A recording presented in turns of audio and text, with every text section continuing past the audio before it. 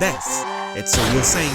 So what happens when your favorite console just stops believing in death and refuses to die? That was two corpses. The GameCube didn't even make it to elementary school. But then we have the Nintendo Switch, and that thing just won't stop receiving games. How's it going, Gon here? You already get the idea. Let's talk about game consoles with stupid long lifespans, cause that's what I do best.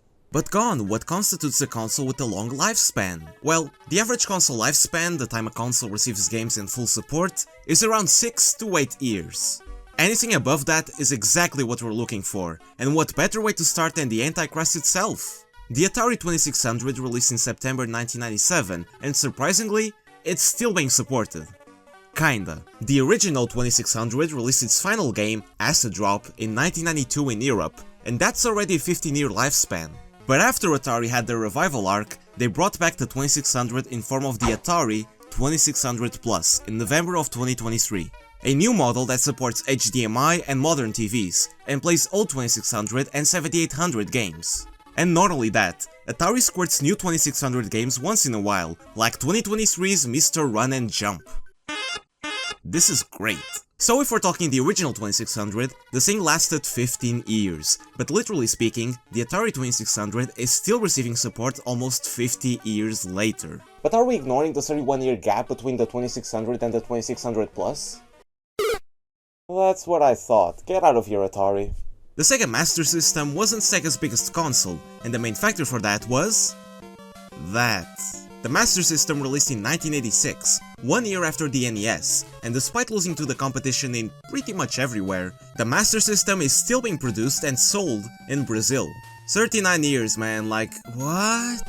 But it makes sense when you understand that the one making these consoles isn't Sega, but Tectoy. When Sega entered the Brazilian market, they made a partnership with Tectoy, a toy company, to produce Master System consoles in Brazil. And almost 40 years later, they still got it. Imagine going to a game shop in Brazil and finding a PS5 next to a f***ing Master System. It's like finding dog shit and spoiled milk. It's great. The Super Nintendo was something sweet. The SNES had a solid lifespan in North America. Going from 1991 to 1999, this console offered everything it had. But Japan, on the other hand, oh man, they just wouldn't let this thing die. It came out 1 year before North America in 1990 and received its final game, Metal Slayer Glory Director's Cut, in November of 2000. This game was HAL Laboratories' last game before being acquired by Nintendo, and it doesn't look too bad. I might play it with enough clamoring. Official support for the console would go through 2003, that's 13 years of support. Going back to Sega, the Genesis had a normal lifespan. Just kidding, Tectoy is still making these. Look at this, they even made it to the Mega Drive 4, and this one's the Guitar Idol edition, so you know nobody gave a piss. 36 years, this is the same as keeping Stolen alive for Redfall's release. Unfortunately, I can't say the same for the Sega Saturn and Dreamcast. Due to production costs, Tectoy most likely scrapped the idea of manufacturing these after Sega ended support for both consoles worldwide. The original Game Boy released in 1989, and after the various renditions released throughout the years, this version wouldn't lose support till 2003, 14 years later. Nintendo stopped supporting the original Game Boy, a console from the 80s older than the SNES, 1 year before the Nintendo DS came out. That's surreal. But there's a small chance that the Game Boy actually lost support as late as 2015. Yeah, apparently Wikipedia says that the console lost support in 2015 in Brazil. There we go with Brazil again. Although there isn't enough sources to back this one up, so take it with a grain of salt. But for the sake of this episode, I'm using the official date of 2003.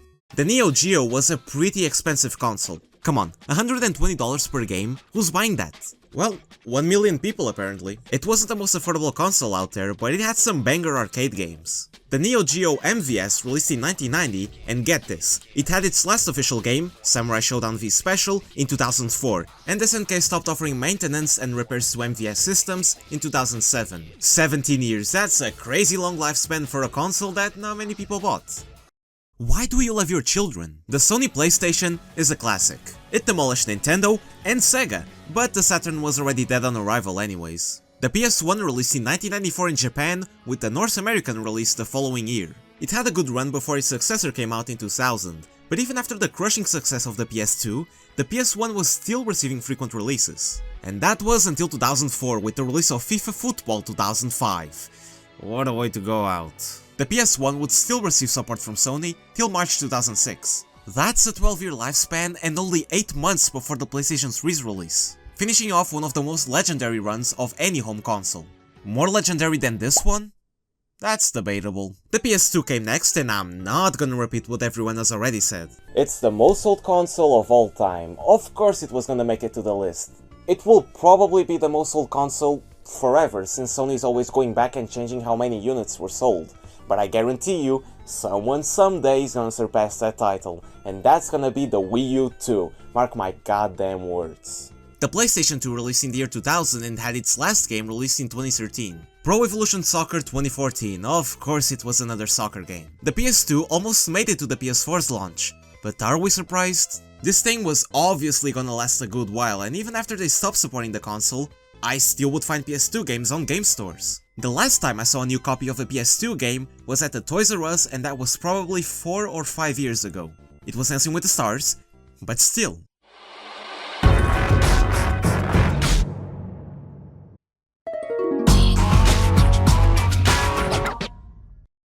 How? The PS3 released in 2006 with mixed reactions, but over time with the release of high-quality first-party games like Uncharted and The Last of Us, the PlayStation 3 made a name for itself in the industry. But still, it comes to me as a shock that its last game came out 16 years after its launch. That's longer than the PS2! Shakedown Hawaii released in 2020 on the PlayStation Store, and 2 years later, we got the physical release. This physical PS3 game came out the same year as Elden Ring. This is absolutely nuts! The PS3 is one of my favorite consoles of all time, and it makes me happy that it managed to have a bigger lifespan than its predecessors.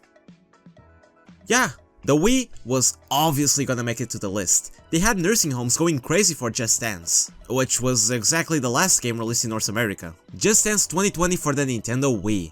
That was the most cursed sentence I've said today. But the last ever games released on the Wii was once again Shakedown Hawaii and Retro City Rampage DX Plus, released in July 2020. The marketing for this game must have been crazy. Hey, 14 years is something else. Unfortunately, the 360 can't say the same thing. Damn, that was close. Microsoft shows no remorse in killing their consoles. The OG Xbox received its last game 3 years after the 360 came out, and the Xbox One got Wii U'd and died 1 month after the Series X and S released. But the Xbox 360 lasted a good while. It was the first of its generation, releasing in 2005, and had its last game in 2018. Sure, but hey, 13 years and almost outliving our successor is a huge achievement for just not an Xbox console, but consoles in general. The 360 had an amazing run, and Microsoft thinks so too. Going back to Nintendo, the 3DS lasted more than the DS, despite the DS being the second most sold console out there. The 3DS released in 2011, and Nintendo shut down the eShop and stopped supporting it in 2023. That's 12 years. But there is a reason for that. Even after the Wii U era, Nintendo wasn't sure if the Switch would succeed, so they kept the 3DS alive. We would frequently get Switch and 3DS Focus Directs all the time. That was until Nintendo started phasing out the 3DS in early 2019. These were cursed. You'd get Smash Ultimate and Luigi's Mansion for the 3DS in the same presentation. I miss this era. Or don't, but it had a charm of its own. The PS4, much like the PS2 and PS3, had a massive lifespan, and it may even surpass them because it has yet to be discontinued by Sony. The PS4 released in 2013, and it's still being actively supported with big releases in 2025. That's 12 years and counting. However, Sony has announced that PS4 users will lose access to PlayStation Plus, and they're planning in greatly reducing support by 2026. I see the PS4 lasting 2 more years, losing full support by 2027 or early 2028. That's 14 years. That's more than the PS2. The PS5 may suck, but guys, it's time to move on. Suck it up and buy a Intellivision Amico. The Switch is another console coming to its inevitable death. With the release of the Switch 2 and Nintendo prioritizing that more than anything, I don't see the Switch run lasting 2 full years before losing first-party and major third-party games. Tomodachi Life Living the Dream seems to be the console's first-party swan song, but that's an assumption, and I hope it doesn't age like milk. It did, didn't it? But still, the Switch will easily last a full decade. Unfortunately, I can't put it on the list. Whoa, I'm so shocked that grass is green! Game consoles get old very quickly, and the Master System is a fossil. It's been a while since I've last talked about gaming consoles and super old games, or what kids call it these days, retro slop. But who cares about retro games when you have this? Yeah,